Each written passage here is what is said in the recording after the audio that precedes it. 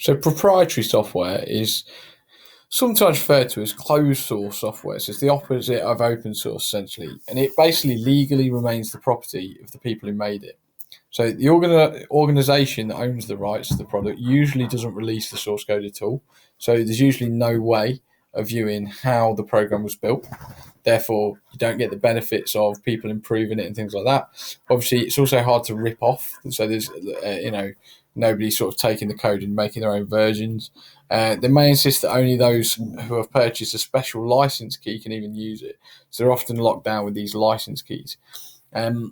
So if you think of examples being things like the Adobe suite, Adobe Photoshop, Adobe Premiere, Microsoft Word, Microsoft, the whole Office suite, etc., etc. There's loads of proprietary software out there. Pretty much anything you pay for is usually proprietary. So the advantages of it, because you're paying for it, they often come with warranties, documentation, and customer support. That's really good, especially if you're a business. They should be reliable and well tested, again, because you're paying. There's a certain level of quality that you'd expect when paying for software. There should be regular updates and fixes. If users are telling them, oh, this doesn't work properly, there should be people behind the scenes that will fix it and then update the software. And it's usually cheaper than custom built software. So custom built software, it's obviously not cheaper than open source software, but sometimes there isn't an open source software for the task you're trying to do. Custom built software is when you pay an individual programmer to make you a bit of software to do whatever you want to do. That can be incredibly expensive. So this is usually cheaper. The downsides are it can be very expensive, even though not as expensive as custom built, but it can be expensive. It may not exactly fit the user's needs, but there's nothing they can do about it. So, for example, Microsoft Word is a nice, simple example.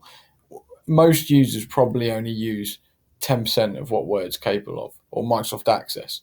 You might only use 10% of what it's capable of, but it's because it's designed for the masses. Now, the downside of that is if I only want to write an essay in Microsoft Word and nothing else, there is a lot of buttons that do a lot of different things that I'm never going to need.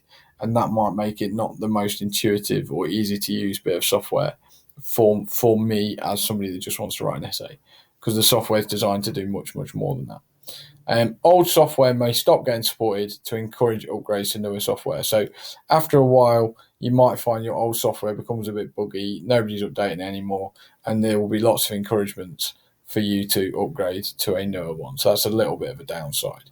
There's usually a lifespan to a point on proprietary software.